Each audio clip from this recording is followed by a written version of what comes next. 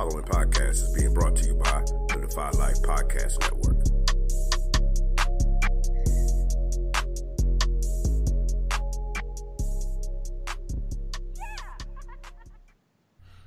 Welcome back to Unsupervised, the spinoff. This week, your friendly neighborhood podcast is old enough to drink, so we had ourselves a party. We invited some lovely guests, namely Lala, one half of the soon-to-be-released podcast Sip on This with G and Lala, and Nisha T, Hollywood Paul's better half. We share what we did last week, which we took off to celebrate all kinds of independence. TV accidents and antics, they're involved in our wacky stat of the week. And in a change from the norm, we get the ladies' perspectives on a few popular social media questions, including, if a man proposes and the lady says no, is the relationship over? Is a threesome with two ladies preferred over one with two guys? And finally, a hypothetical question about private yachts versus private jets. Pour yourself something to sip on and enjoy the show.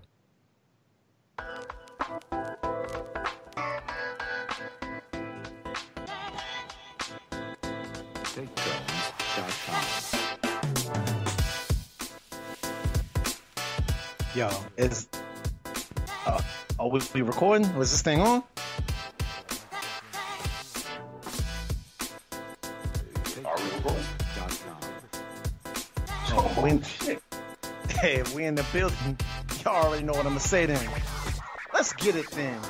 Unsupervised Spinoff Podcast, powered by the Defy Life Podcast Network. We are back. Everybody welcome, man. It's 2 for Tuesdays. Except it ain't Tuesday. It's episode 21 with your boys. Yo, we are big time grown up. Yo, we can drink, all that shit. You know, West Coast is probably drinking anyway before 21, but it's all good. Hey, man, we here. We excited to be here. It's your boy, man, M. Dot. Real is back, man. It's Mr. Real himself, man. I'm glad to be back with my brothers. West Coast Jay, Hollywood Paul. West Coast Jay, how you doing today?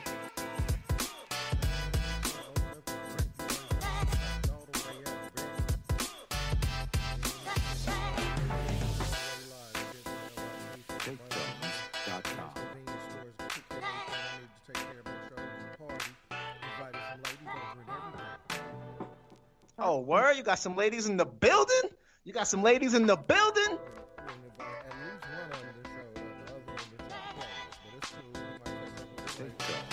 True that. Hollywood Paul, man, how you doing today, brother? I'm doing real good, brother. I'm doing real good. Thanks for asking, man. You know, I missed you guys.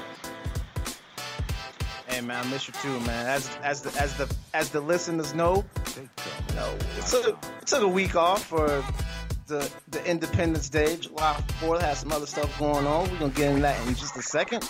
Right now, without further ado, I want to say thank you, y'all. Episode 21. I want to thank all the listeners that have been here. Welcome all the old listeners, and I want to introduce y'all to our special guest. Yo, because we got one half of the dynamic duo from the Defy Life Podcast. Sip on This. We got Lala joining us to episode 21, y'all. Lala, how you doing today? I'm good. How are you guys doing? Thank you for having me. Hey, man, thank you for being here. Give the listeners you know what? You're our first woman. You're our first. Oh, wow. Uh-oh. We got a lady in the building, and she's solo. Nah, seriously, man. Thank you for joining us. We are very, very happy to have you. I'm gonna let you plug your show in just a second, but right now we got a couple other things we got to do. Listeners, don't forget to check us out at godefylife.com. That's our Defy Life written content. So where you find all of our written, amazing Defy Life media content out there on the site for you to go check out and read. Also, don't forget to check out DefyLifePods.com, which is the home of the Defy Life Podcast Network. It's where we house our family of shows. You can go get some of that awesomeness out there and check it out. Defy Life Gear, of course, that's we're the flagship. That's where we house our Defy Life line of gear.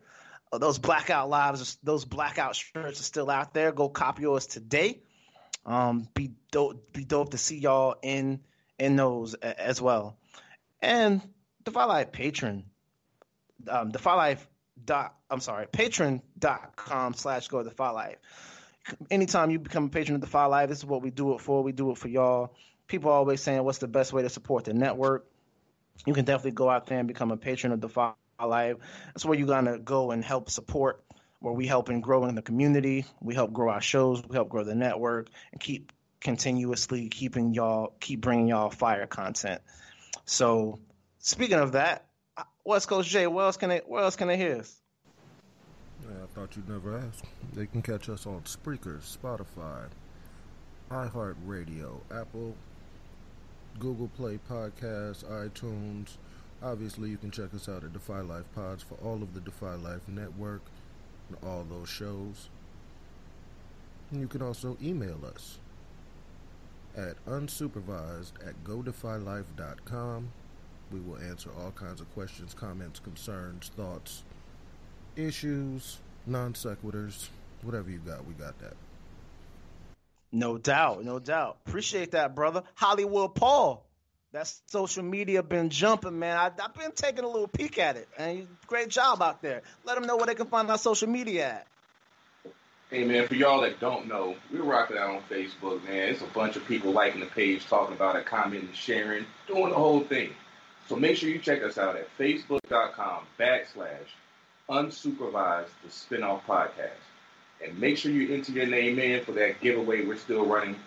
Whenever we get out of these Rona phases, we're going to give away a free night stay at a hotel at a Marriott location of your choosing on us here at the Unsupervised Show.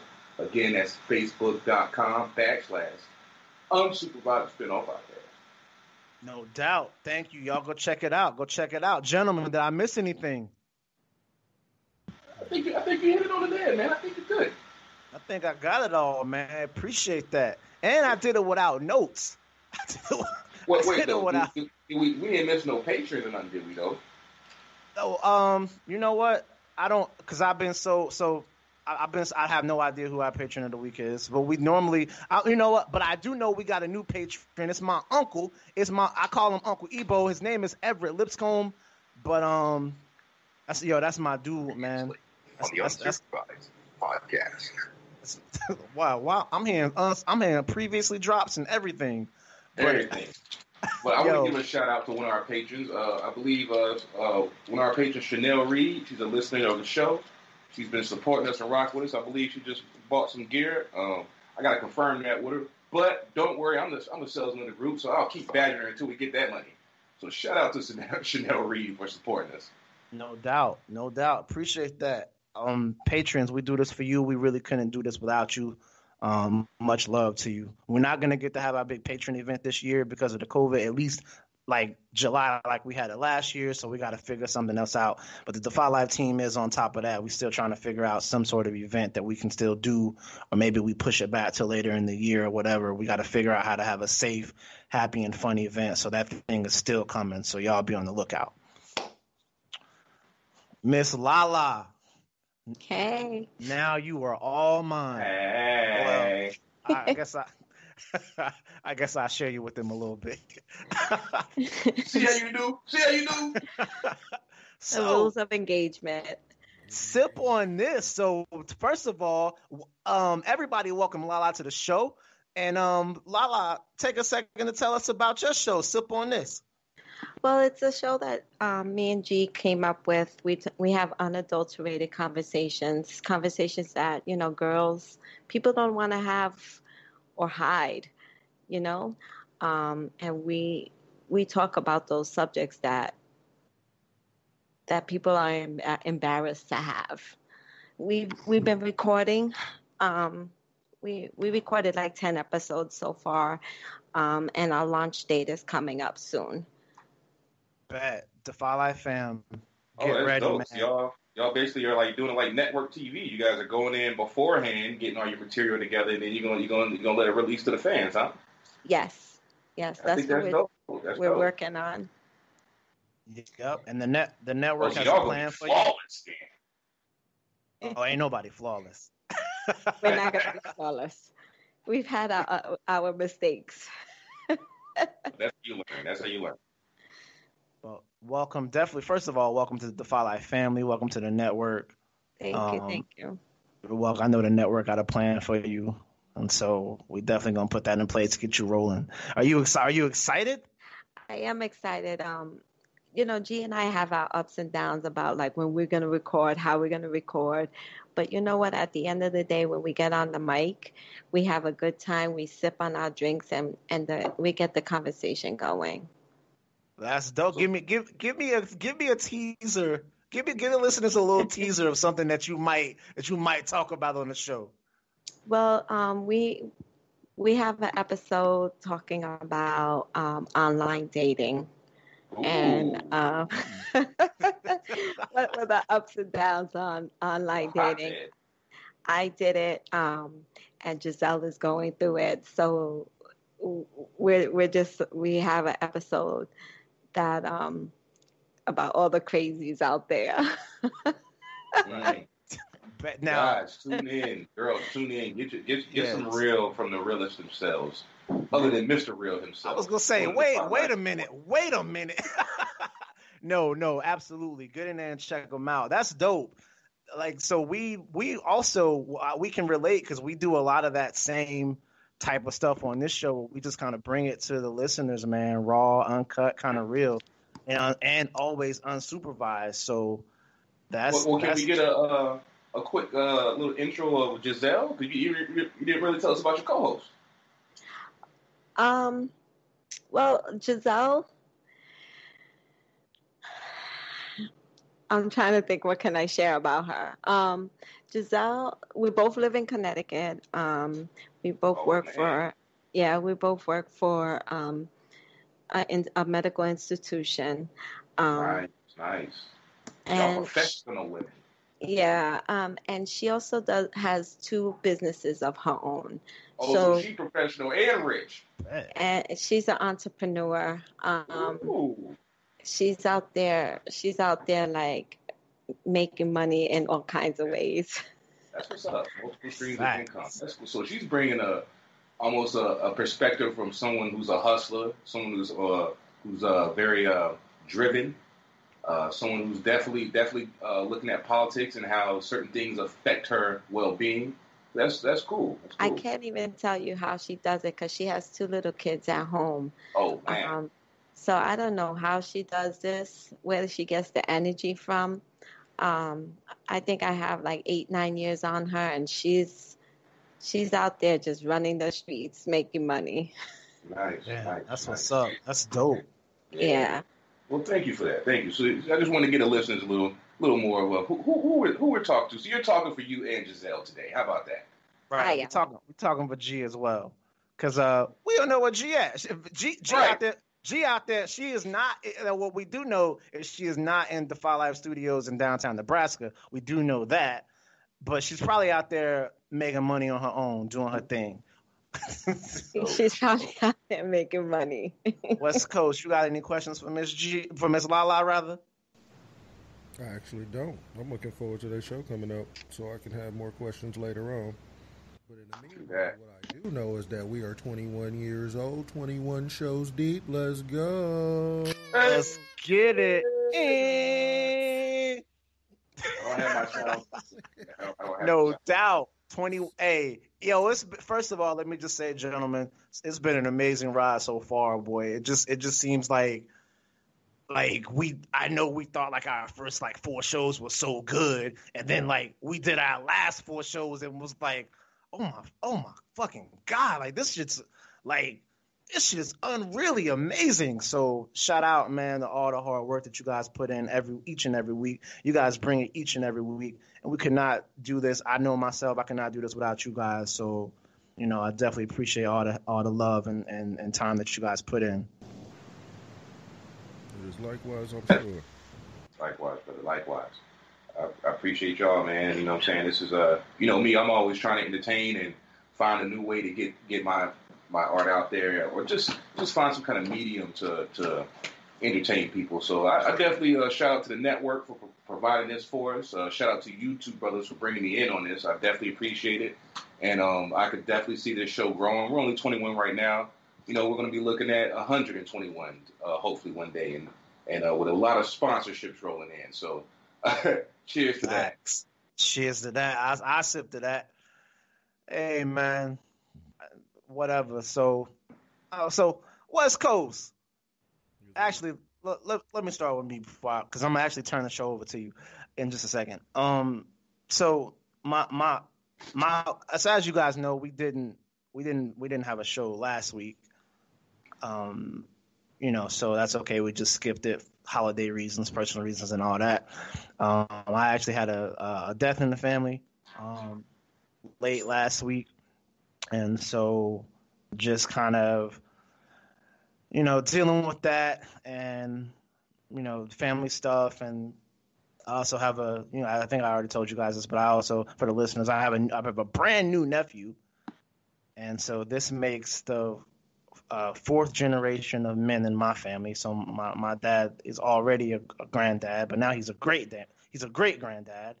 Great. So, he wanted to take a road trip to go see my nephew and the baby and all of that. So we took this weekend to kind of make that happen. And then my other nephew ended up being in town. So, and then sort of come back and deal with the family. So it's just been a lot on me for the last like 5 or so days, like just filled with just shit to do, responsibilities to keep. So definitely appreciate the love on the delay. Thank you for that.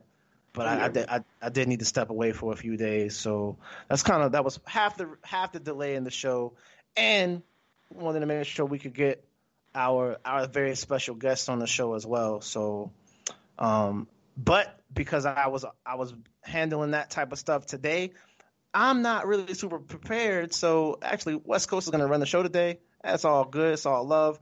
And I'm going to sit back and I'm going to chill. And so having said that, that's how my week was. Hollywood Paul, how was your week? Oh, man, my week was pretty chill, man. You know what I'm saying? Just working as usual, ducking and dodging the Rona. You know what I'm saying? Every time I swing, I'm on a rope, baby. You know what I mean? I go in the clinch either way. But other than that, man, I've just been working, man. Just taking it easy. And definitely went to Fayetteville. You know what I'm saying? Hollered at my pops.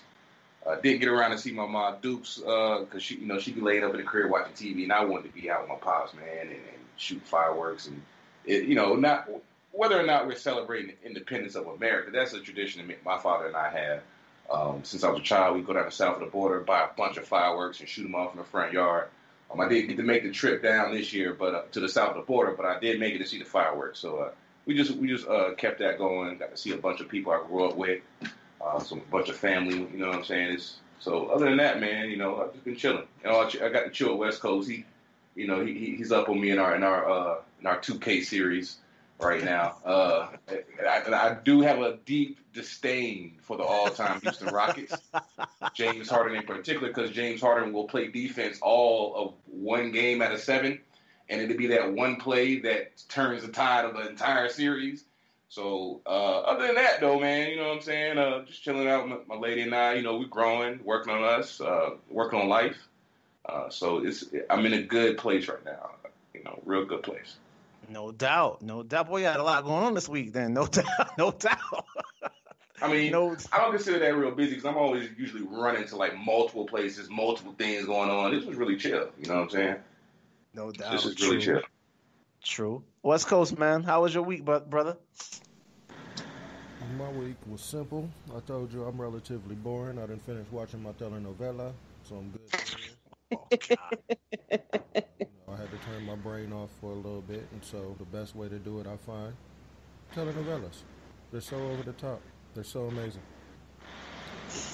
Me and P, a couple weeks back, went to a game night. Oh, okay. Oh, yeah. Game night. What I is forgot this? About that one. Explain. It was a little gathering, about 10 people. Actually, exactly 10 people. And a child.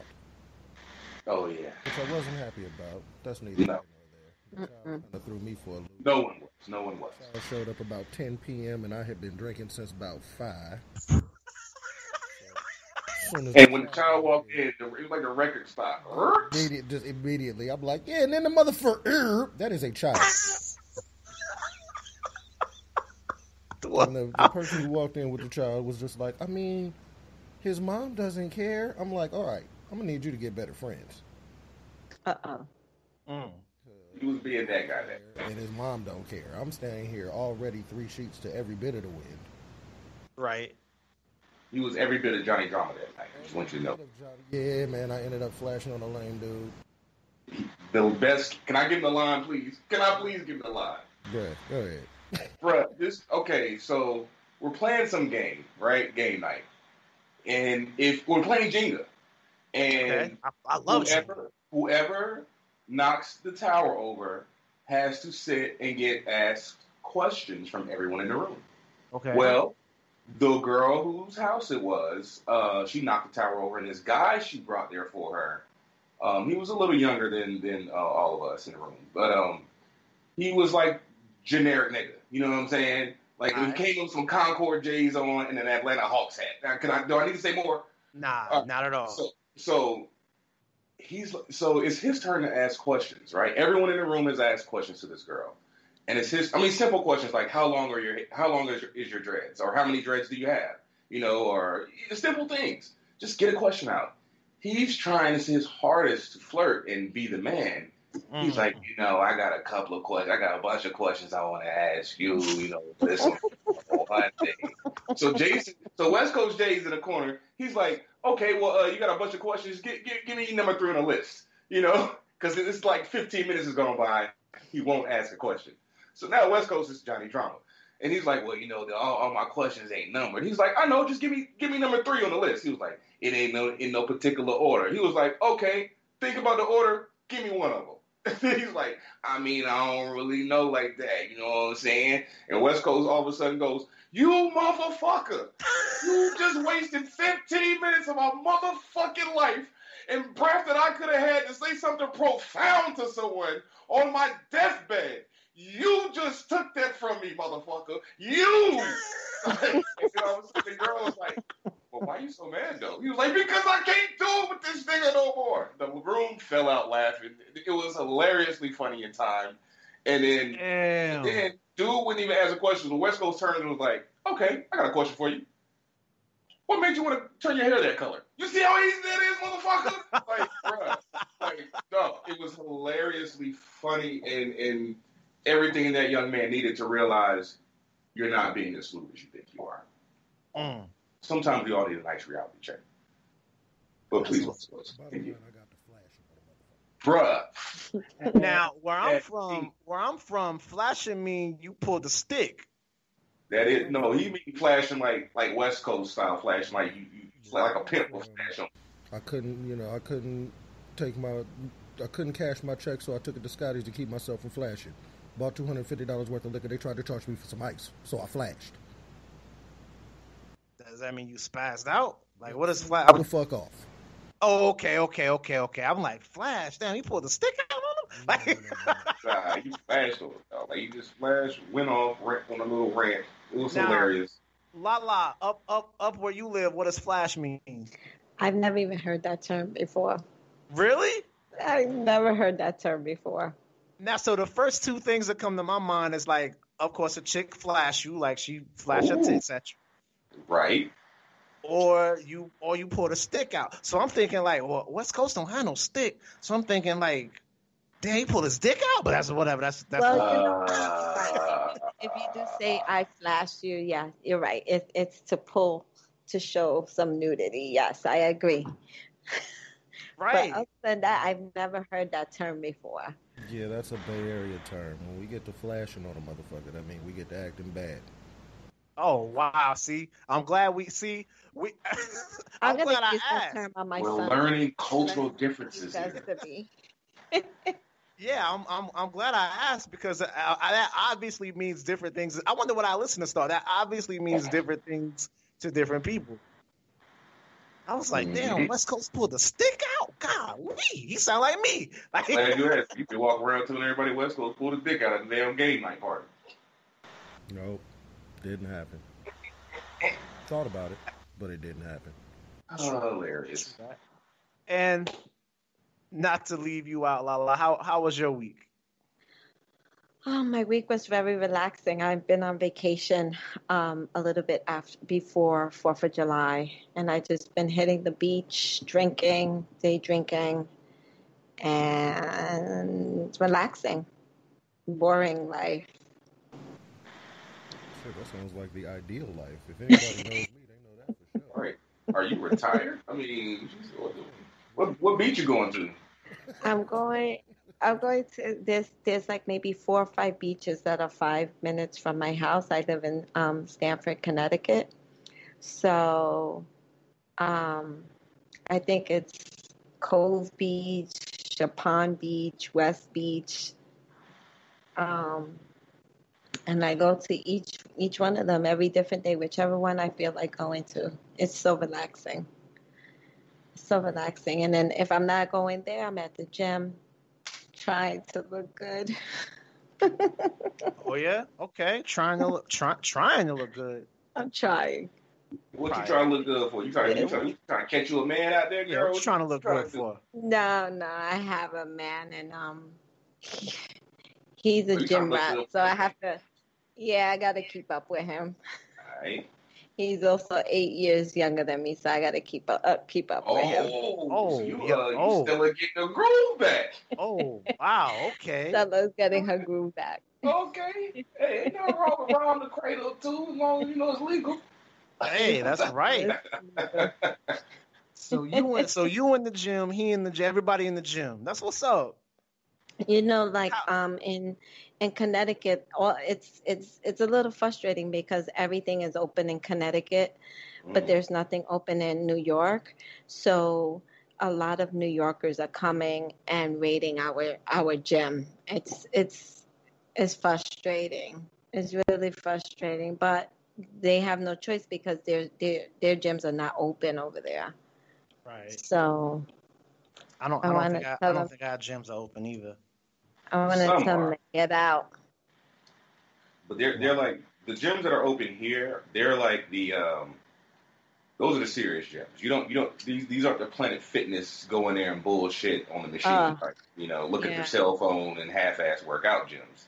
They'll tell you to get out, or they'll tell you to get up. One of the two will happen to you. And the gyms that are open now, they're for hardcore, gym goers. So that's how we're rocking. How Lala, how long you and your guy been together? We've been together for 7 years. Oh wow, that's common law married. That's what's up. Well, in the beginning, I was separating from my husband, and he was just playing the field, so it was like really not that serious. Right. And now we're serious. We're a couple now. Well, that's y'all got the Facebook status has changed now. No. Oh, y'all ain't serious then. Y'all ain't serious. Look at Hollywood about to get people in trouble. You're gonna get in trouble right now. Facebook. You getting people. Yo, you look at Hollywood West Coast, man. Get your man, yo. Get your man. I didn't even pick that up.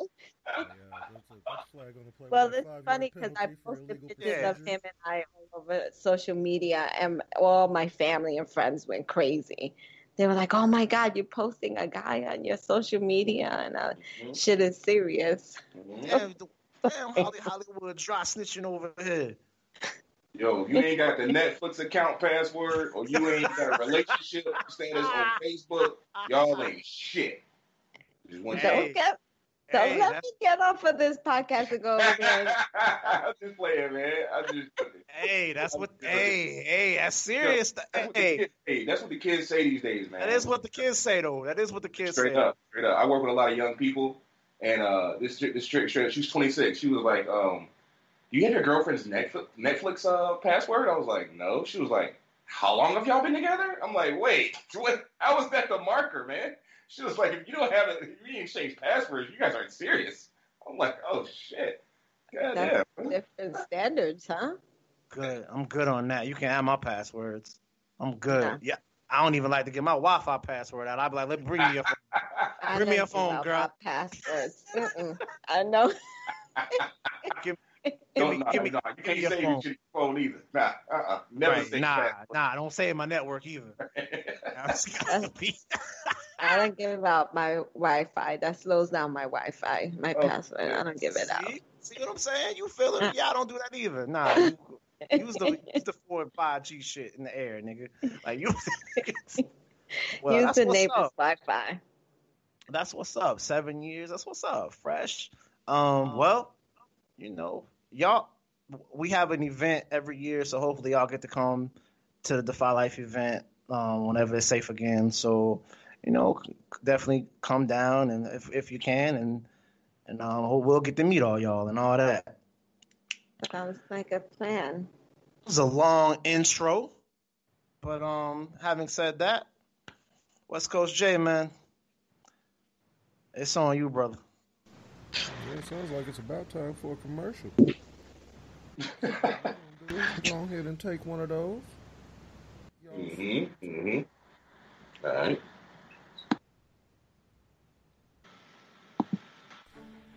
If you're into all things comics, you have to check out Take a Knee for Marvel vs. DC, your go-to podcast for comic and superhero discussion, debates, polls, and more. Tune in as Regular Scott and Ozzy Killmonger chat about your favorite comic topics, and you never know who may show up for an open mic or what will be next on their favorite One Gotta Go. Take a Knee for Marvel vs. DC, every Sunday, powered by the Defy Life Podcast Network.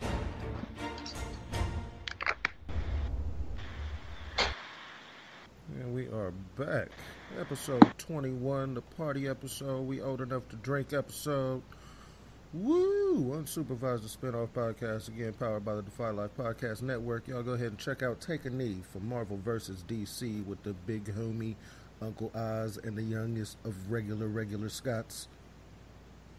They hold it down with all the comic book knowledge and all of the interesting commentary and conversations. These Killmonger conversations these days they've been getting pretty wild. Facts. Check them out. Y'all ready for a wacky stat of the week? I know I am. I can't wait to laugh. Right. I know it's something silly. It's something silly. It is. Every year, there are nearly 12,000 injuries in the United States due to TVs falling and tipping over on people. Wait, what? Every year in the United States of America, there are nearly 12,000 injuries due to televisions tipping and falling over on people. Oh, wow. That comes from trying to hang it, trying to install it, just not putting it on the stand right. You got an unlevel floor. Yo, I ain't gonna. So while I haven't had that issue so I've never had a TV fall on me, right? But I did have. I guess this was years ago, maybe 5 years ago. I did have a TV that I had on a stand, but I was broke, so I didn't really have any good furniture. So I had my TV. Oh, this y'all gonna wild out. So I had my TV on I had a little copper. I don't even want to say a stand because the shit was it wasn't solid. It was wobbly and everything, and it was like a wire stand. It was like a wire copper stand, and it's the only thing I had as a stand. So I've had my TV on this copper stand thing and a red cooler with a white top before. No shame in my game. I did that before.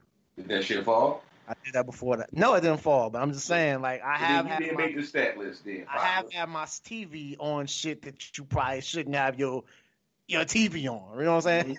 Mm-hmm. Oh, I've been in the hood before. I done had a TV on a couple of folding chairs before in my life.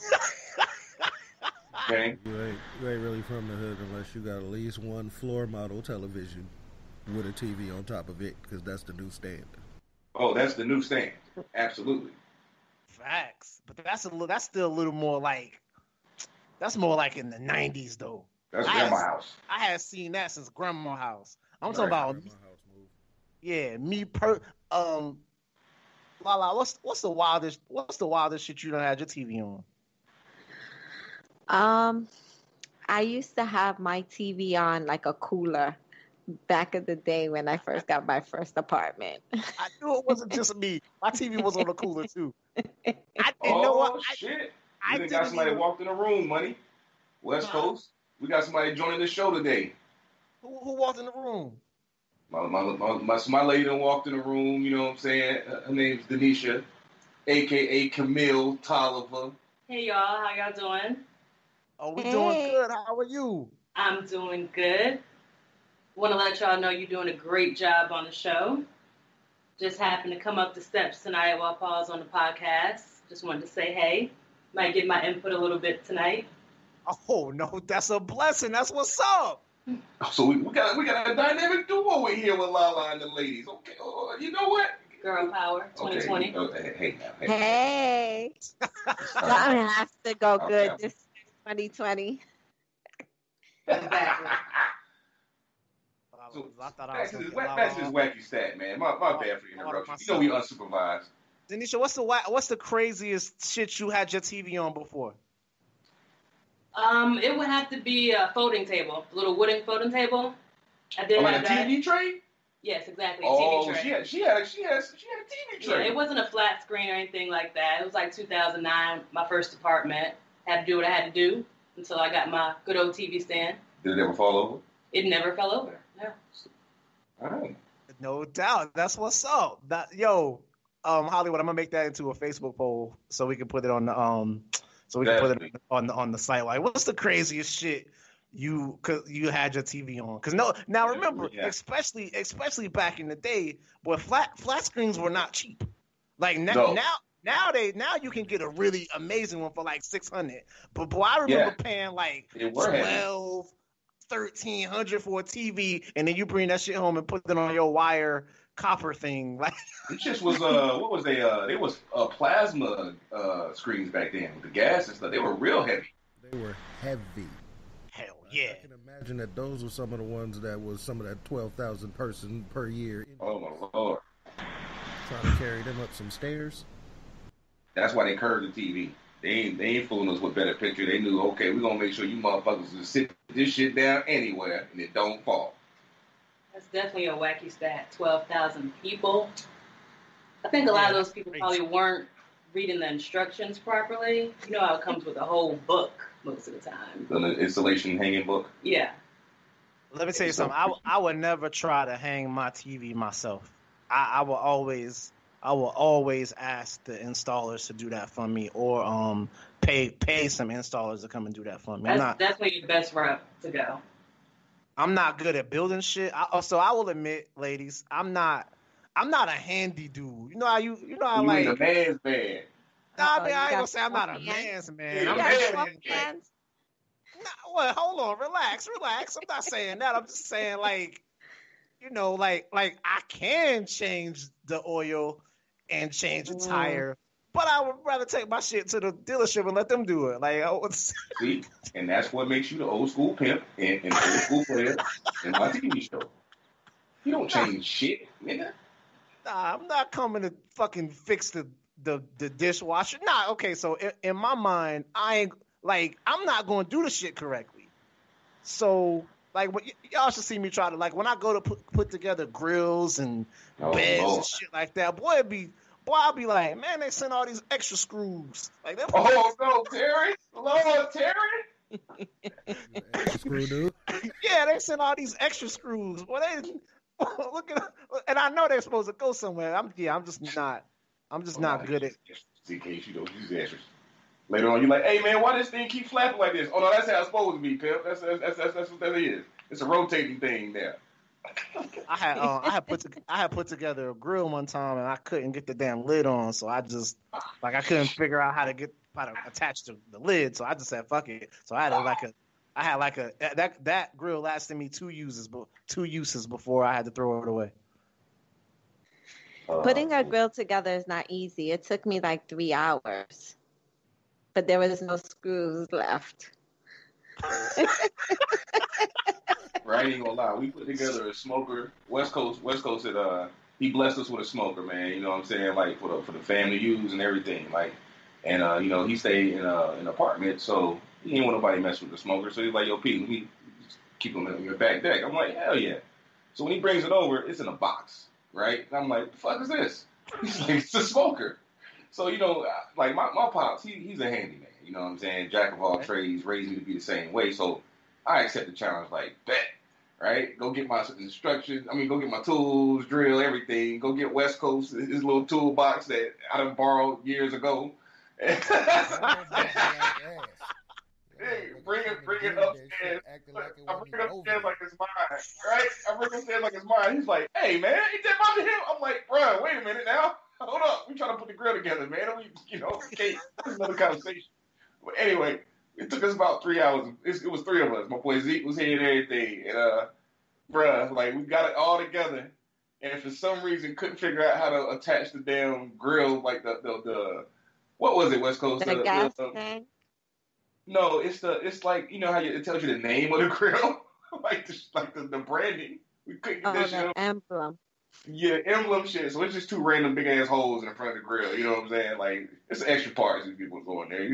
That motherfucker smoke though, but you know what I mean? It worked. I was there for that. I witnessed that. You guys definitely put it together. Right. She did add a little input here and there. She was like, "That don't even look right. Like, it ain't nothing." You trying to sit the lid there. And West Coast, he's sitting there and looking. Because West Coast, when I get to going, he'll just kind of like, direct and stand back. No, this motherfucker. I am sitting there with a boy and a drink. Right. And he's like, "Yeah, that ain't level at all. Can't be level for that one." Like, I'm like, "Okay, motherfucker. You see I'm struggling." But yeah, I'm with y'all. The grill is not an easy feat. It's not.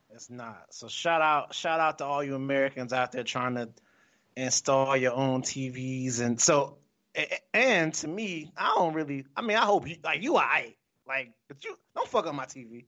Don't fuck up my TV. It's new. And drop it on your goddamn foot. Everybody got time. Definitely don't drop it on your foot. So, and I rock with the Samsung Curves. It's the only type of TV I watch.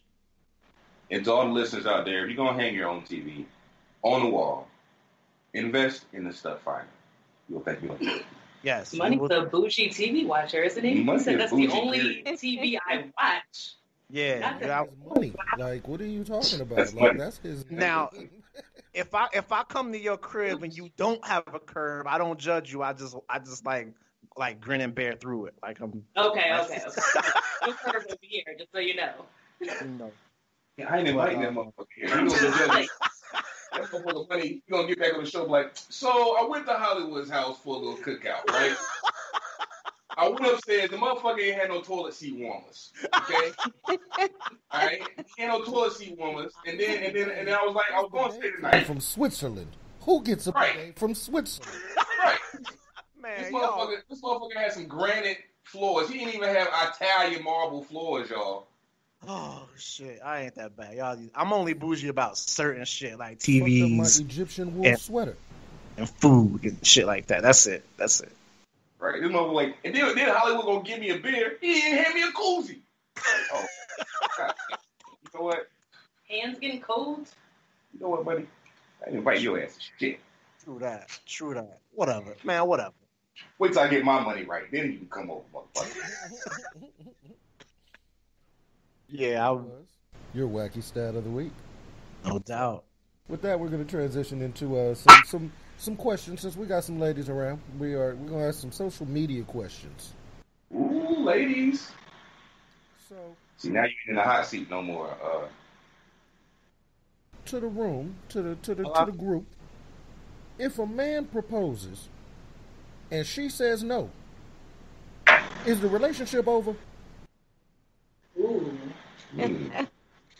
Which one y'all want to go first? Yo, as a dude that's done proposed twice. Damn, twice. Oh wait, we judging me though? I tried it twice. Okay, no, I'm sorry. That was a preemptive damn. Go ahead. Still the same person? No, it was two different women. Oh, okay. Two different women. My first fiance and then my second fiance. Damn. Well, they both said yes. Yeah. They both said yes.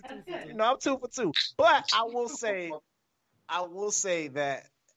So from immediate experience, I will say that had they said no, which I guess they ended up saying no, like anyway, because we ain't together. But I get like had they said no at the moment, yeah, our relationship probably would have been over. Because and I'll explain why, at least from my perspective. Then I'll let somebody else jump in. But like, so especially the me of today, I'm really hoping that my next girlfriend is my last girlfriend. You know, you feel me? So like if I propose, like I see my future with you. I see my wife and my life with you. So if I propose to you, I'm proposing that question to you, like, do you want to do that with me? If you say no, then I'm gonna think like you have a different vision, or you're not on the same page, and I'm most likely I'm out, or we got to have a serious conversation about like what are we progressing to? What's next for us? Because I thought when I look at you, I see wifey. So if you look at me and you don't see hubby, like what the fuck do you see? I mean, you know. So yeah. Well, damn. Sounds like money's still a romantic. Yeah, no doubt. I was raised. It sounded like he first was attracted to her because he wanted to smash and started to like her. Then he realized I can't just be out here just smashing. So I want to see where it's gonna go. I like that, money. I like that. Yeah, but I definitely start out trying to smash. That's facts. And you end up liking it. And I end up liking it. Want to chime in on this question? Everybody got to chime in on it. So let's go to my counterpart. Lala, I'm gonna save the best for last. I know you sipping and you ready. I can hear the ice tumbling as you pull up. But Denisha, so if a man proposes to you and you say no, or you propose to a man, this is hilarious. I would never propose to a man. Let's just put that out there right now. Okay. I know that's a new thing. Okay. It's not for me. Okay. Not judging anyone. Okay. So if a man proposes to you and you say no, do you think the relationship at that point would be over? Well, honestly, I feel before a man proposes, I think that him and his lady should have already had the conversation as far as where the relationship was heading. And if he feels like, that's a good move to make as far as get down on one knee and put everything to the side and submit to that one woman. He's got to get on one knee. Right. Okay. But if he decides to do that, which is a huge step for every man to take in his life and a huge step for every woman as well, he should be pretty confident already that the woman is going to say yes. However, if she were to say no, I think they probably didn't have enough conversations about where the relationship was heading. And at that point, like Money said, a serious conversation needs to take place if the woman says no, just so you can get on the same page on where you're heading. Because obviously, if the man proposes, he wants to be with you forever. If you say no, what are the reasons why? You're just not ready yet? Do you feel like he's not the one? If so, why? And just work on it from there. I don't think that it necessarily has to be over unless her reasons on saying no are very strong. And it doesn't seem like there can be a future because of her reasons. Okay. That's deep. But hey, I done seen people get the no before though. So it does happen. It does. It's pretty heartbreaking to watch. So okay, let me ask this question then, and then we'll move to Lala. But let me ask this: so if you were to hear about a guy who asks a girl to marry him and she says no, what is your immediate reaction? My immediate reaction is, for one, how long have y'all been together? That's your immediate reaction. That's my immediate reaction. Okay. If you've been together 10 plus years and the woman says no, that relationship probably needs to be over. That relationship been over for 5 years, actually. Goddamn! If you've only been together a couple years and she says no, maybe she's just not ready yet. Maybe she wants to take her time and really make sure. Okay. So that's my first response is, how long have y'all been together? Okay. And I don't know if you get that personal with someone to ask what were her reasons. She said no, depending on who it is, I guess. I don't even have a response. The first shit that pops into my head is that J.E. intro. Can't take another heartbreak. Oh. Why? That is hilarious. Oh, What comes to mind if she said no, the first thing pop in my mind is it's an old Sugar Free song. Just I could be on my way. Bye. So over, done, kaput's finished. So, no, Got unsupervised crew So, singing out here. what if a man asks you to marry him and you say no? Is the relationship over? You know, if a guy asks a girl to marry them and the woman says no, in the guy's mind, I think it's over because they're embarrassed. But in a woman's perspective, like Dee was saying, like there's other reasons why we would say no. Maybe we're not ready. Maybe there's things that on the relationship needs to you have to figure out. So you would okay. So hypothetically, if you were to say no to you, the relationship isn't necessarily over. It's just some things that need to be worked on. Right. Oh, okay. I would think that, you know, maybe I would say no and give the guy a reason why. Kind of like dude but trying out for a basketball team and got cut, and then you're like, hey man, you almost made the team. You need to work on your handles and your 15-foot jump shot. But it will only be if it's in the beginning of the relationship. But if we were together for 10 years and a guy decides to ask me to marry him and I say no, it was over 5 years ago. Yeah. And we're just comfortable. And after 10 years, if he asked you to marry him, that just means that he been out there shooting his shot at other shit, and finally he was just like, I'm a marry her. Let me settle. I'm a marry her. I'm tired of the games. Right, I ain't gonna get the fuck with Beyonce, so let me just, That's interesting you say that, Money. See, you know, I'm a realist. Denisha and I have been together for going on 11 years. It's been 11 years. It's been 11 years. We're not married. Oh, well, we got some shit to examine. Yeah. But we talked about marriage, and we both know that that's what we want. Right. We're not. Thing. As long as you're on the same page. Right. We're not. As I think, as I believe the page we're on is, we're not coasting through waiting on someone to make a move. We're both avidly working toward being the people who we want to be married to, because we like the relationship we're in, but we know once we take it to another level, we both need to be prepared to be those individuals that can handle that level. You have that stability, especially in 2020 with this economy, bringing kids in and all that stuff. Right, but we're talking about if she were to say no. Like, I'm not saying no. I'm not saying like if like taking y'all and then saying why y'all been together for 10 years and he ain't asked to marry yet. I'm saying, like, if y'all been together this long and y'all aren't having those conversations about what, like, where is this going? Like, what is next for us? Are we building? Are we growing? What's our potential? Like, those are problems. And so if you weren't having those conversations and then he just popped up and was like, and Money, I'm gonna ask my lady to marry me, I'm like, she better say no. Like, if she know what's good for her, I would tell her to say no. Right. Like, so, cause that like, so you gotta have, you shouldn't just hop out there all willy nilly and be like, I'm gonna ask my lady to marry me if y'all haven't been having those types of conversations at all, ever. Exactly. And if you're not having those type of conversations, then you gotta then she may be having them conversations with somebody else. Yeah, you gotta do a lot of examination on where you really are and tell the truth to yourself, both of you, and to each other. Real talk. Okay. So Lala, fucking better not say no. Lala, if you were to hear that someone proposed and was said no to, what would be your first reaction? Damn. First reaction. I love it. Damn. I know. That's why I said first reaction. I love it. First reaction. Damn.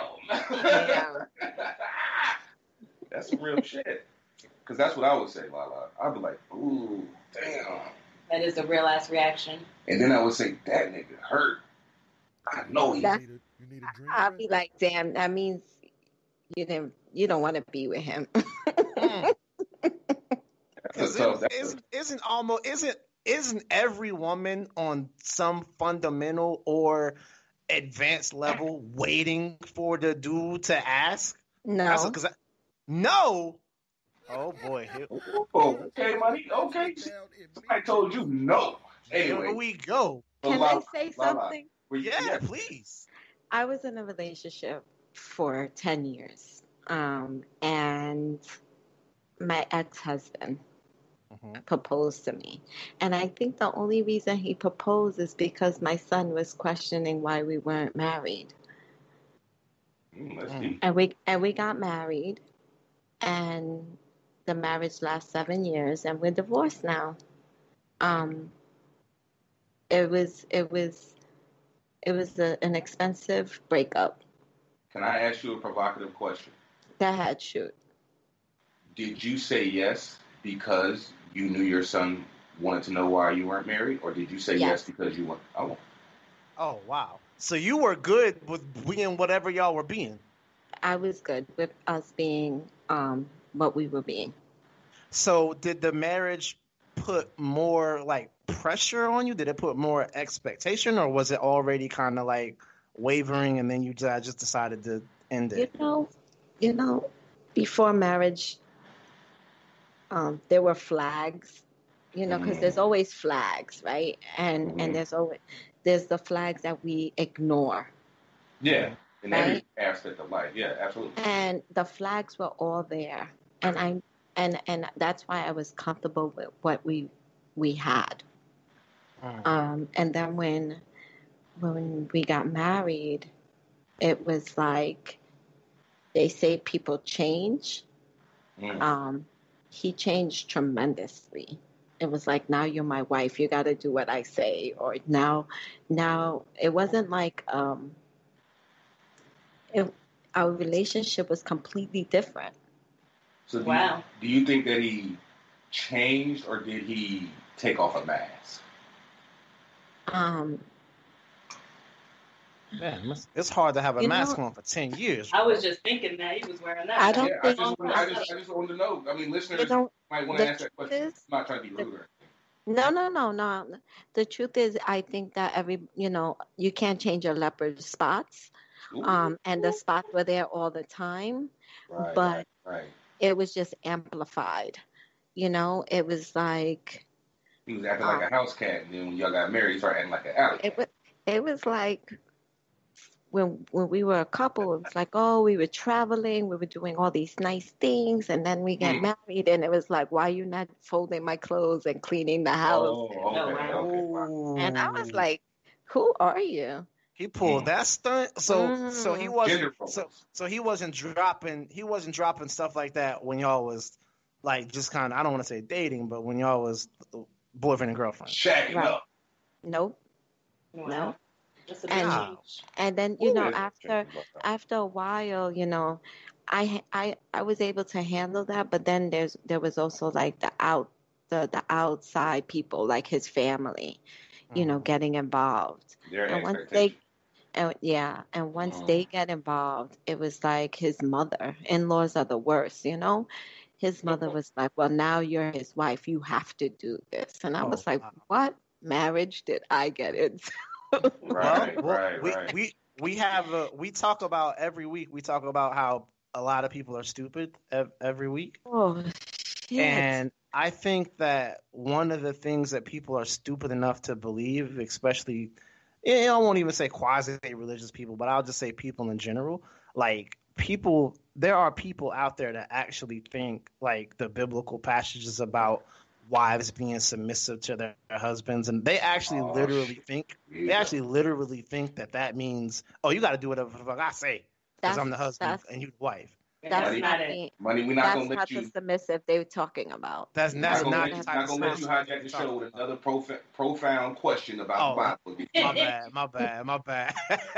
My bad. I'm just saying that's where that stems from. It stems from people You're right. It stems from people being taught that tradition. Right. Like, oh, that's my wife. She's supposed to iron my drawers and clean my right. Gender roles, man. Right. Clean the clothes, fold them, put them away, wash the dish. I was like, wait a minute, I'm a full-time worker. I make money too. Why aren't you doing that? Right. So West Coast, that didn't last long. West Coast, if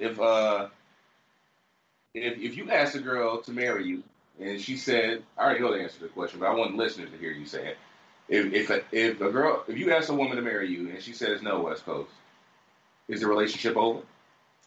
I have already answered this question. So okay.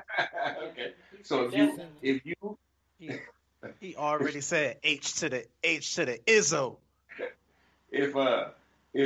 So if you heard someone did that and the girl said no, a man proposed and she said no, what would be your first reaction? I'm gonna offer somebody a drink. The dude or the chick, whoever tell me, if the chick say I said no, damn, you want a drink? If the dude say, man, she said no, damn, you want a drink? Right. Because that's way more hurtful to the dude. Like, to the woman, it's probably a relief. Like, yeah, she probably got your ass in the group text with her friends. Like, this nigga just asked me to marry him, and he bugging. Or she could be on some like, man, he's such a good guy and has all the right potential. But the answer would be yes, because women love potential. No, not necessarily. No, because just like think about you a coach. This player can have all the potential, but he just can't get over that hump, man. For some reason, he won't. We ain't talking about coaches. You still thinking about dude? I said women love potential. We got and women. And when you think about a woman, a woman takes the position of a coach does. A coach is just like a nurturer, like a mother, man. That's a great motivator. Like, he's there for you. That's what mothers are. That's what women are. They're great at that. Well, here's how women think, and you ladies, you can correct me. I'm not going to tell a woman how. You can correct me. You can correct me if I'm wrong. Well, that's why I just said we can correct me if I'm wrong. One of the things that you assess in a guy is his potential, like his growth potential, and how that potential looks and intertwines with you. Am I right or wrong? That's true. I agree. Yeah. So one of her standards is potential. A woman will give you a shot. She will put you in the starting lineup specifically off potential. But not for marriage. Not for marriage. I just mean in the beginning. Right. Yeah, in the beginning. I think it also goes back to the time frame. If it's really early on in the relationship, let's say a year, and the man has potential, but he's not where he wants to be, not that it's all about finances and things like that, but just a year in itself is just a bit too early for me, honestly. Especially since I've been in a relationship so long. I know over time you go through ups and downs, things change. Not everyone can get through those times in life. It's good to know when you have a partner that you're able to get through things with successfully. Like after just a year, you don't really know. You haven't seen that person at their worst. They haven't seen you at your worst, and you haven't gone through that much together. So as far as the potential aspect, I don't know the exact point Paul was trying to make, but it may just be like if it's too early on and he has potential, you may just want to wait a little longer. You may want to grow individually and grow together before making that step to become one. Facts. My point was on some other shit, but that's for the whole other show. It's just movie references, come from inspiration in life. So we won't hijack the show for that either. But so moving on, West Coast. I know there were some other parts to this question we were asking the ladies. Wasn't there? Nope, not to that one. On to the next question, ladies. Okay. If a man wants a threesome with two ladies, okay if you want a threesome with two guys. Oh. And even more so, do ladies even want two guys or do they want two girls? Like, which one is it? So Me and my current boyfriend, had this conversation maybe like 2 years ago. Ooh, somebody make it crazy. And he wanted, he wanted to have a threesome with 2 girls. But there's rules of engagement here. There's rules. You can't just have a threesome and there's hold up, Lala. Come on now, Lala. Come on now. To give us the rules, Lala. Right. Come on, man. What's these rules?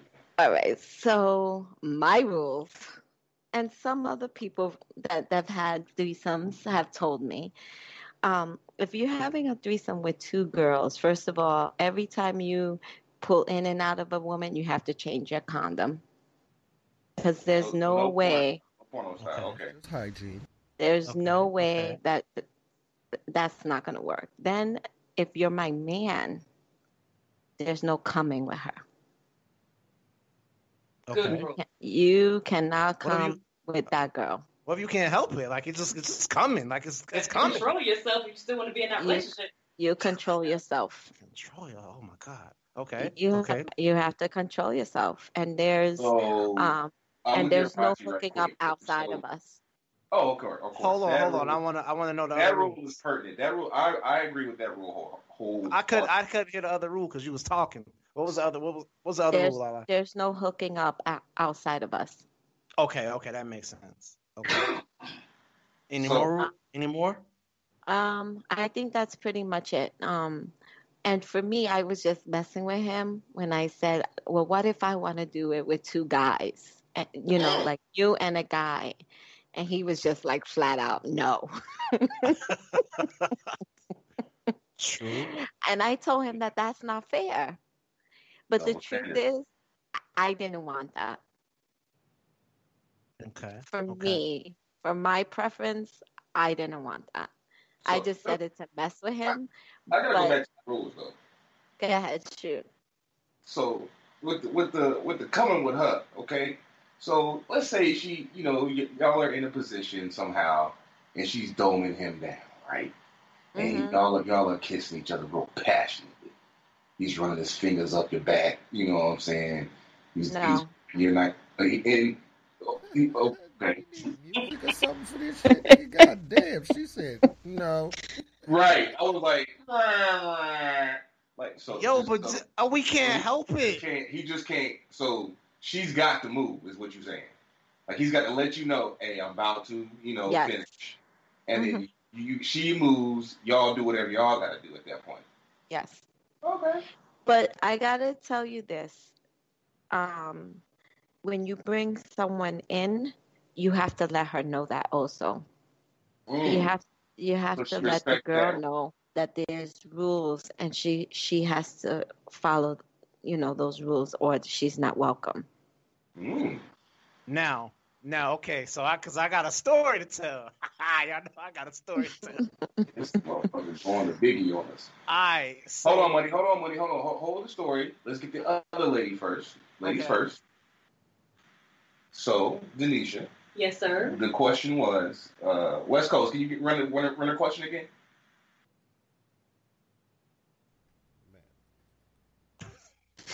Oh, you the host, man. I know, and you just cutting off stories and shit. If a man wants a threesome with 2 ladies, is it okay if you want 2 guys? Do ladies want 2 guys versus 2 girls? Interesting question. Myself, I do not want 2 guys. That's not something I've ever thought about doing or that I'd be interested in. 1 guy is enough for me. Thank you, Lord. So Hollywood Paul does not have to worry about that. I'm 100% sure he would not be down.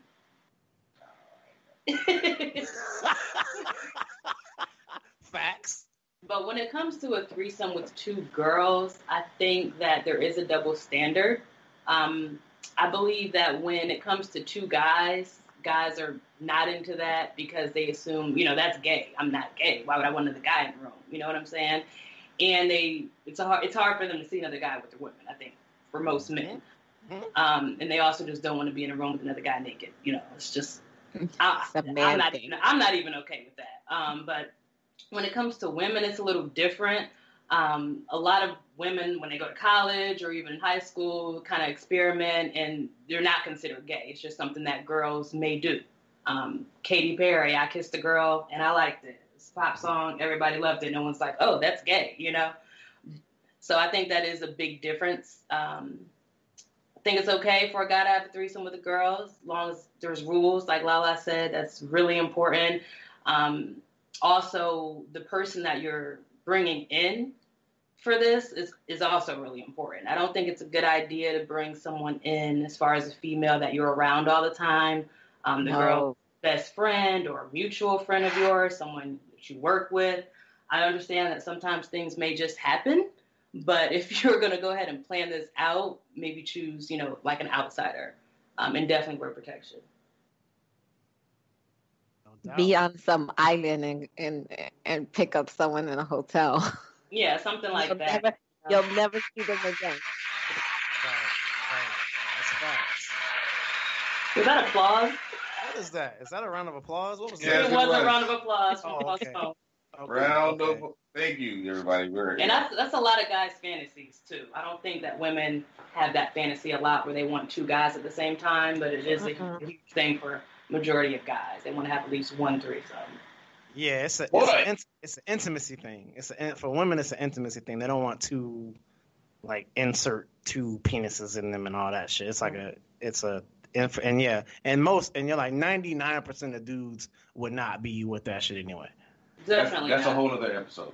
But that is a whole nother episode. With girls, there's rubbing and petting and kissing, fun stuff like that. With guys, it's completely different. It's like bend over. Like, damn. Really? I mean, whatever you're going to do with a guy. And I'm the nigga and I'm watching this like, damn, I'm good. I'm out. Yeah, I'm assuming most threesomes with the guy would just be two guys on the one girl and not to, two guys messing around. But hey, you never know. Yeah, it's a lot of work on a woman's body with two men. That's a train. It is. It's a lot of work. It's a lot of abuse. Because I'm a lot of work on a woman's body, just me. So I this nigga just tooting his own motherfucker horn. Lord have mercy. That's called a humble brag. Hey man, I'm just saying. Anyway. I can do it. Drowned out, but in reality, 2 dudes and 1 girl is a train. That's not a. That's a fact. That's a fact. Mm-hmm. Hey, but that's what we talk. That's what we talk about. A reverse threesome is a train. I mean, a reverse threesome. Yeah, a reverse threesome is a train. I ain't here for it. I'm good with the 2 guy thing. And so I've actually had my last 2 exes. Okay, maybe not my last 2, but one, my previous ex and the ex before my other ex. Shout out to y'all. So they used to actually they used to be like, yo, like, I want us to do a threesome.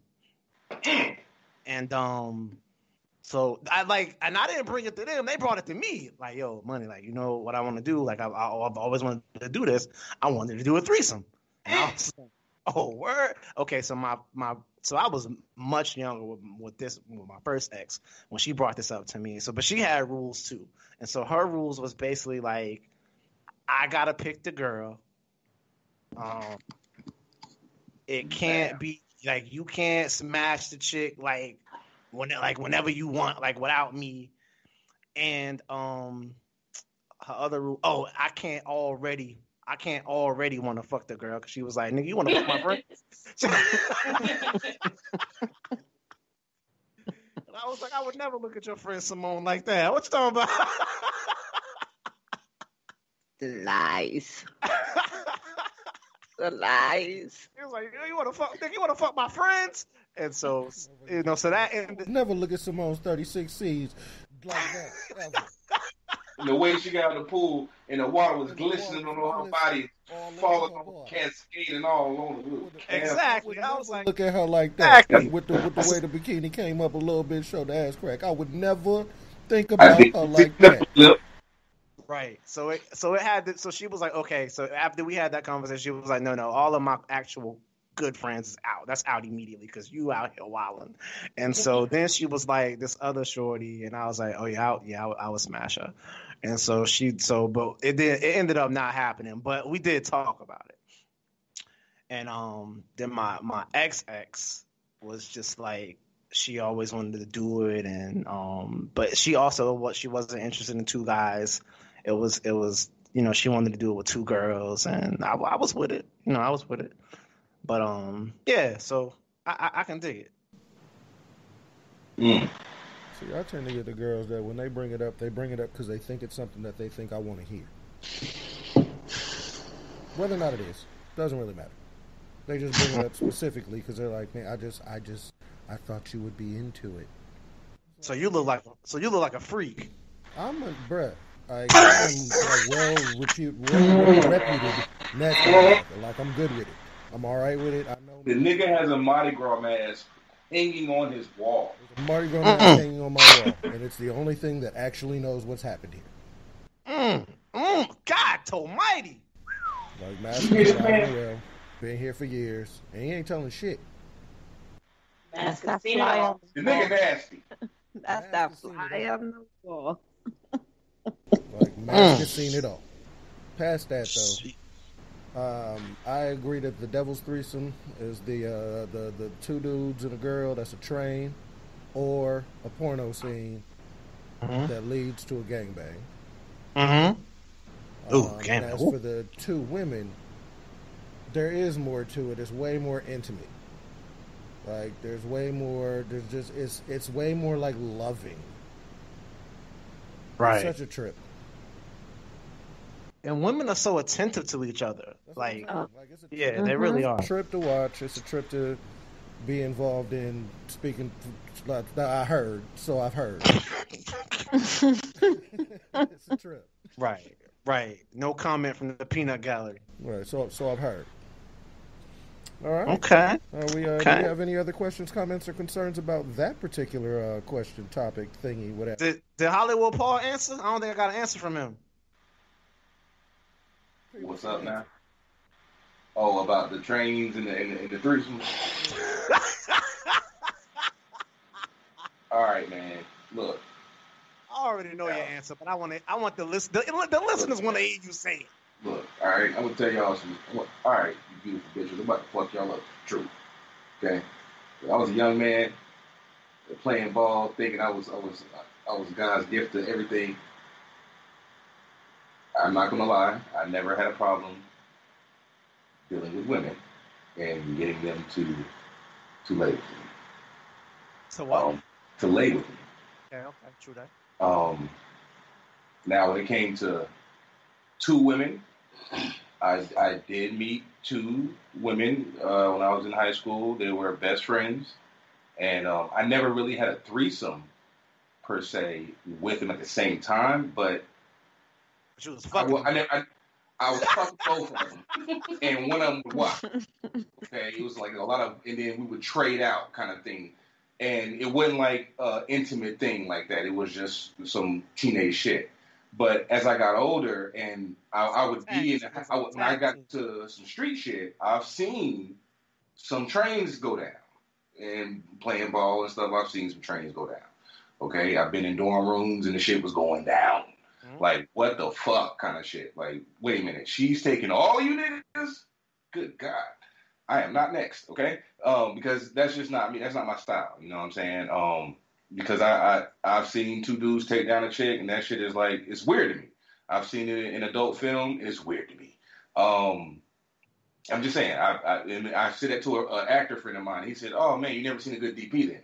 But that I don't know what that means.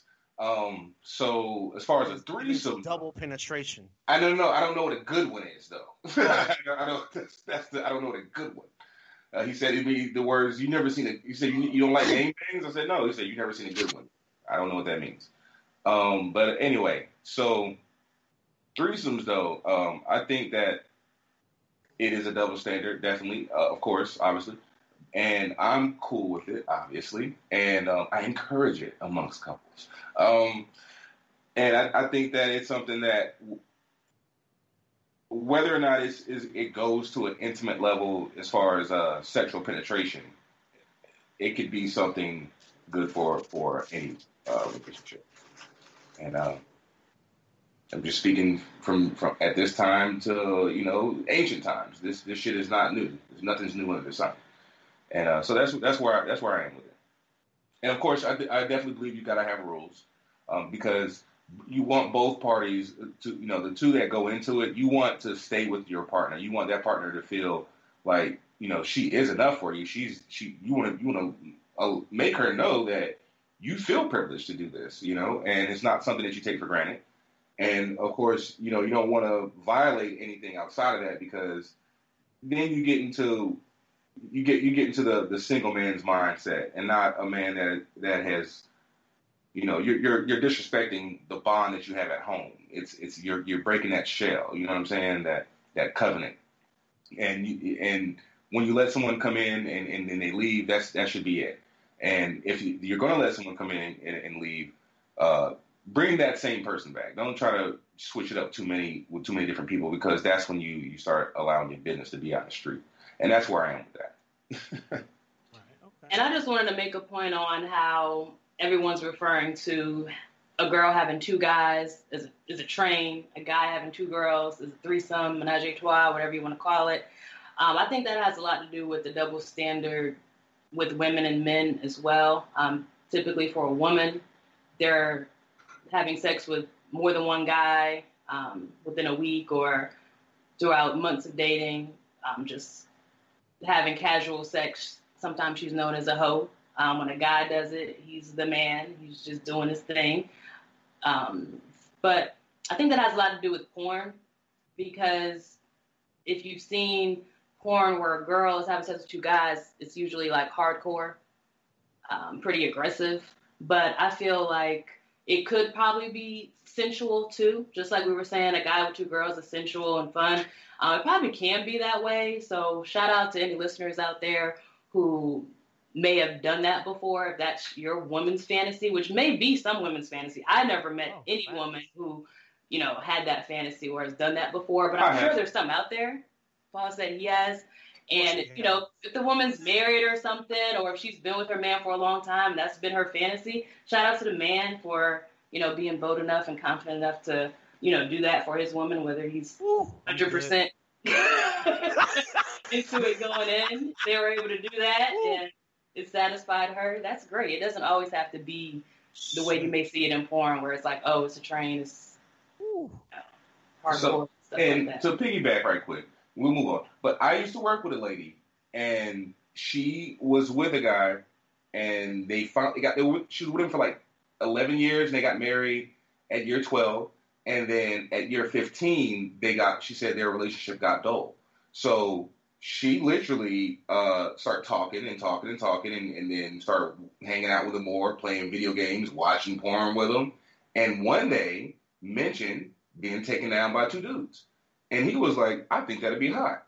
And literally they went to this sex store and found two guys. They could have went anywhere pretty much. But found two guys and got a hotel. Two guys went there, took her down, and Buddy sat in there and watched.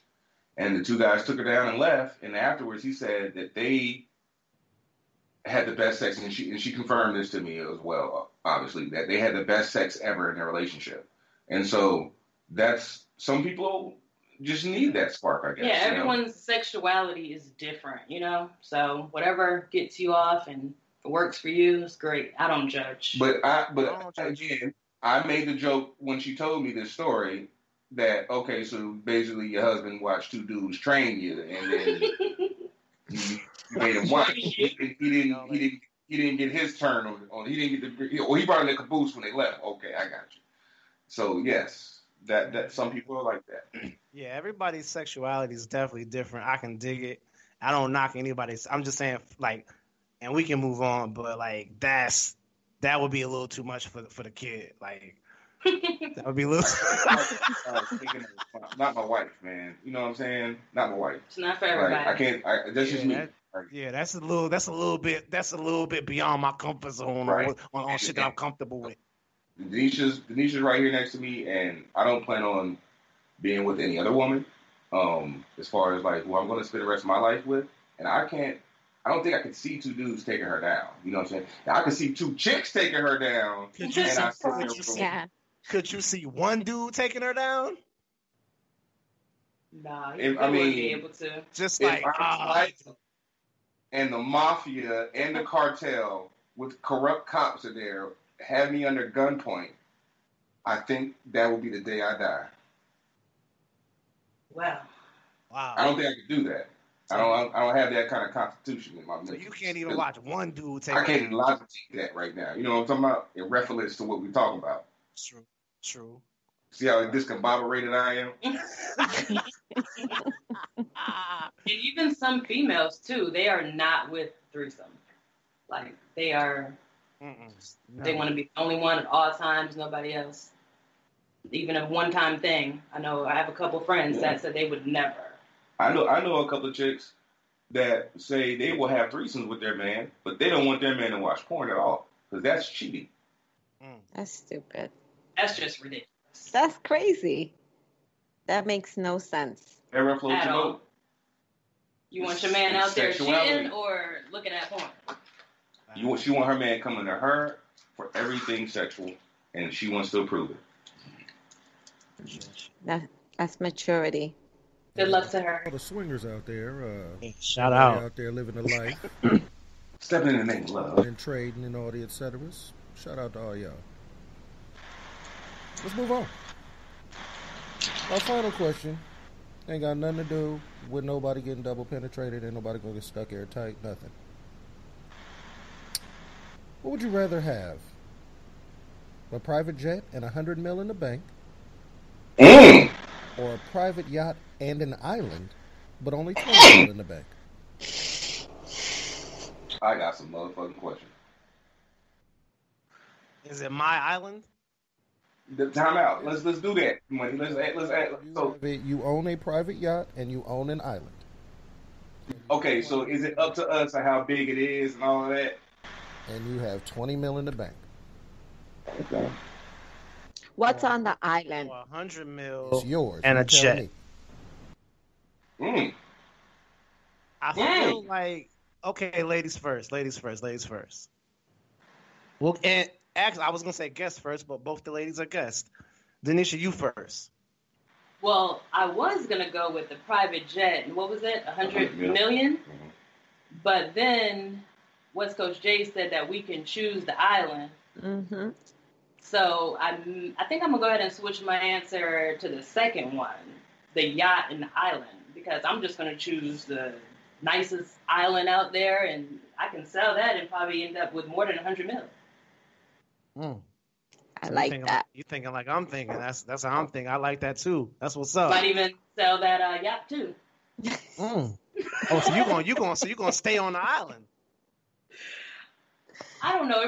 I have to look into the islands, to see which one I choose, as well as the yacht, and just make some decisions. But I'm gonna go with that because I feel like it's a way to end up with more than the money in the first choice, the $100 million. I'm just trying to get the most money in that. Thanks. Speak, preach. Okay, guess number 2, Miss Lala. What route you taking? I would take the private yacht and the island. Because whatever is not on the island, I could always bring it to the island on my boat. And I like the idea of selling it and making more money. I didn't think about that. Right. That's a great idea. It's a great idea. I think that's an amazing idea. But I will go with number 2 because with $100 million, what am I going to do with it? Right. Invest it. I know invest it, but I'm sure it's a lot. It's a lot you can do with it. I'd rather have an island. Facts. Yeah. I'm gonna go ahead and call it what? The Lala Island. Facts. That's a nice name. The Lala Island. Hey, and people, the Lala Islands, and people to come. They be like, "Yo, yeah, it has a ring to it. We're going to the Lala Islands. We're going to Lala Cay, Lala Island. You know what I'm saying? People to come. I'm gonna just go ahead and chime in. I agree with the ladies, man. I think that I can only make so much money off my private jet and my $100 million. Now, $100 million a lot to live off of. Don't get me wrong, but I just feel like if I'm gonna live off $100 million, I can live off $20 million, and while I'm gonna be having that $20 million, I'm gonna still have a yacht, but I also got an island. The one thing my dad always taught me is, boy, ain't nothing worth like dirt. Dirt is worth more than anything. So you could build shit on the island that people will. You can build a resort on the island that people will come to and easily make $100 million, or you could sell pieces of it and make. I mean, islands sell for a lot, you know. So and like Lala said, man, whatever you need, you can ship it in. And so I think I will also choose. I think I will also choose that route as well, because I would feel like my growth potential for the island with the $20 million is going to be more than just capping me at 100. That's 3 for answer number 2. Well, I'll let the hostess with the mostest go last. So I think I'm gonna choose number 2 as well. Since it's my yacht and it's my island, my 20 mil, I believe I have the current second biggest yacht in the world that was previously owned by the late great owner of the Seahawks, so I believe. I would charter that yacht out. It would become a non-profit commissioned yacht, not only to underprivileged children that wanted to study marine life. It would go out to these agencies and these organizations who wanted to save marine life and the ocean and whales and things of that nature. We'd make a shitload of money on that and have a big tax write-off for the operation of it. And I would buy a Big Darby Island in the Bahamas. That would be my island. And of course, my island, it would be built up with every amenity you can think of and be a resort. That would also act as a nonprofit for underprivileged youth and adults as well. I would have not only things for substance abuse or mental health secluded on this, I think it's 700 some acres, which is beautiful, beautiful plush land. And of course, I would make a killing, a pure killing. And of course, I would start a big music fest on this island, and just have a bunch of people. What is Coachella? You can come to my island. You know, it would be amazing. And then after I made enough money off of that and built it up, I would sell it all for probably like 5.9 billion, something like that, to some developer who came through and wanted to do whatever he wanted with it. So I'd make that money and still have my initial 20 mil that I'd been racking up off of. So yeah, that's what I would do. Something along those lines. Appreciate that detailed answer. Yeah. For the listeners out there, that's what you do when you get something. You don't bullshit. You go all the way. And for the listeners out there, if you don't know already, Hollywood Paul plays the lottery pretty regularly, so that's probably why he knew exactly what he was going to be doing with that large amount of money. He has it all planned out. Stay ready. You don't have to get ready. Got to play. Facts. No doubt. West Coast J, what we doing? We're going to make it unanimous. You could easily give me a yacht and an island and $20 million. Easy. So I'm looking at a 26-acre island off the Florida Keys right now. That's currently on the market for $95 million. So yeah, it's a big resort too, isn't it? It's like a little small in the Florida Keys, isn't it? That the was probably going to end up happening if it wasn't for the coronavirus. Honestly, a cruise line probably would have bought this island and turned it into a thing. Royal Caribbean did that. Norwegian's done it. They've all bought one of the Florida Keys, and that's just sort of the last stop on your cruise before you get back to the harbor in Miami. So, yeah, I would probably take the yacht and the island, go ahead and invest in some, maybe like a real specific Airbnb type, like this is your own private island, but it's an Airbnb. Oh, you charge a motherfucker like 300 and something K a night. Oh, yeah. Right. Yeah. Like, that island is going to turn into residual value. Now, the only problem with it is hurricanes, which is really the only problem with islands. Hurricanes. Is that at any given point, Mother Nature might decide, fuck your punk ass island. She might figure that that's what she doing this week. Well, and that's why people do pay the surcharge of the renting or chartering an island, if you will, because they know this person who owns it has to take all the liabilities and security that comes with the island. Yeah. With regard to that's the one drawback to having an island is that Mother Nature might decide you don't have an island no more at any given point. So none of us took the 100 mil. So no, the problem with it is, you know what? The reason why I'm not taking the 100 mil is something that Scottie Pippen said. Scottie Pippen said, "You want to go broke? Own a private jet." And when I thought about that, yeah, man. Like, there's takeoff fees, landing fees, no matter where you go. Now, yeah, you can go through the air, but jet fuel costs. You still got to pay for the pilot. You got to pay the doctor. You got to pay to have it. Like, it's still it's basically a flying hotel room. Hell yeah, and it's expensive as fuck. He's exactly right. You still got to pay to take off and land everywhere. Yep. Now, there's money pit fees and yacht or the docking fees and all of those for yachts. But the other difference with a yacht is I ain't got to pay none of this shit. I just stay on the ocean. I'll be back later. You can't just stay in the air. You can stay on the ocean. Eventually, the current will take you somewhere. Eventually, it will. I don't know where you're going to end up, but... You never quite know. You know, you just like all of a sudden just, okay, well, apparently I am in South Africa. All right.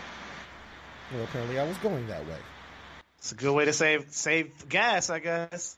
So no one took the 100 mil and wanted to sell the jet. Nah. Add on to the 100 mil and turn that 100 mil into a billy. Nah, I'm good. Because the island and the yacht, if you look at it like this, right? Nobody specified what kind of yacht. Nobody specified. The world's most expensive yacht right now is $256 million, owned by a Russian oligarch. Yeah, that's the first one. Was it Octopussy or some shit like that, or Octopus? The Eclipse. No, I'm talking about the second biggest one, but owned by the owner of the Seahawks, the dude that died. Yeah. When I grow up, I want to be a Russian oligarch. I would much rather be a Saudi oil tycoon. Them motherfuckers rich as fuck. I would rather be a Saudi. Anyway, be a Saudi oil dude than a Russian oligarch. I know we would all rather stay on here and continue to entertain y'all. But alas, we've run out of time. We got shit to do. We got lives and shit. We done discussed threesomes. We done told DP differences. Niggas that ran trains. We talked about running trains. We done discussed DPs. I'm pretty sure nobody understood airtight except maybe Paul. Unsupervised, baby. That's how we do it. Lala done played head games with a boyfriend about threesomes. You know she gonna get off and ask him about his Facebook status too. I'm gonna ask for that Netflix. And the Netflix password. Right. I want that Netflix password. Gate, like, hold on, I need the Netflix. I'm finna fuck up your whole algorithm. I need Netflix to know I was watching shit. But you gonna turn on his Netflix like, what was I watching? How is this even in my recommended? It's gonna be there. Ladies and gentlemen, I recommend you come back for episode 22. But in the meantime, this has been episode 21 of your favorite podcast, Unsupervised Spinoff. It's your boys, man. Hey, man, we gotta do something. Ladies, as we end every show, go ahead and do me a favor. Lala, zip them up. Thank you for having me tonight, and I was really excited to join your show. Thanks, guys. No, thank you. Episode 21, we growing up. Hopefully you had a lot of fun. I did. It was a great conversation. I really had a lot of fun with you. Shout out to UG. Can't wait to get you on and talk to you as well. We didn't forget about you. Lala and G, the two co-hosts of Sip on This from the Fly Life. They're going to be dropping soon. Make sure you check them out. We got another guest. Denisha, go ahead and do me a favor. Zip them up. Yes, it was unexpected tonight for me to hop on the podcast, but I'm so glad I did. It was a great conversation. Lala, nice chatting with you and meeting you. Wish you the best with your podcast as well. And stay tuned to all the listeners, unsupervised.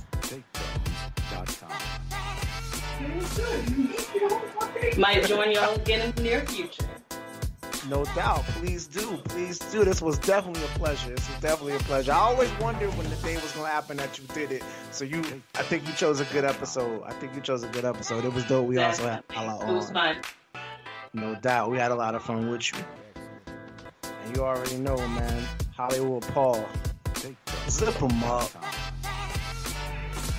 Well, look, man, I thank y'all for listening. Appreciate y'all listening. All y'all that come back. Thank you. All we're going to do is just grow, give y'all better content, better things to take in. To our guests, thank you so much for joining us. It was a pleasure to get your perspectives on, trains and things and threesomes and TV's falling on people. Lala, thank you so much. I'm going to check out your show. Hopefully Giselle listens to this and hears her shout-outs and gets jealous because she missed out and couldn't give her opinion on whether or not she's down for the GB or just a threesome. Hey, we're not judging. We're unsupervised. She would have loved this show. But shout out to her for making money and doing her thing. And fellas, glad to be back with y'all. Let's keep this train going. We're like a locomotive, baby. My midnight train George. But I've obviously been drinking, so I'm going to go ahead and shut up and just leave y'all with this. Please be kind to one another. If you're looking at somebody with their mask on, they're going through some shit, talk to them. You never know, you might just save a life. They ain't got a mask on, fuck them. But, nah, for real. Definitely stand up when you see something wrong. If you have somebody in your life that you've been thinking about, call them. You know what I'm saying? You never know when that chance may not be there.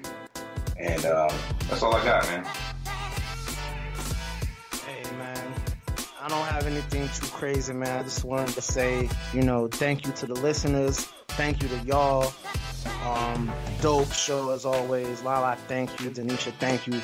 Thank my co-host, man. Damn, it's been real. Rest in peace, Percy Joe. Welcome to the world, little baby Elliot. People in South Carolina, y'all need to put y'all mask on. Damn, I kept saying to my pops, damn, I hope we ain't taking the Rona home. Like, boy, they definitely not wearing masks down there. But I really had an amazing emotional last few days. So appreciate everybody that's been there for me, everybody that's even tried to show me love, anybody that tried to check on me, anybody that said congratulations. I definitely appreciate it. Shout out to all the first responders out there doing your thing. We love you. Much love out there to you as well. People keep wearing your mask. Episode 21 of Unsupervised Spinoff Podcast, man. Be back for episode 22, man. Y'all already know what I'm going to say. You're not rocking with Defy Life. What's your life about? We out.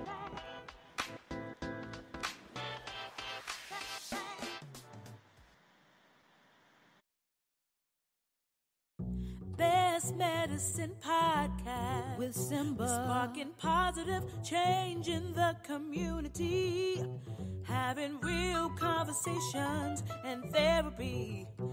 That laughter's the best remedy. Got that heavy dose of humor for your hearts to heal. With mental health, it can't get any more real, yeah. Best Medicine Podcast. Laugh, love, learn. Best Medicine Podcast. Best Med Pod. It's your man Simba Roar back in this thing one more time, bruh. Come get your weekly diagnosis Thursday at midnight. Only on the Defy Life Podcast Network. Check us out, though.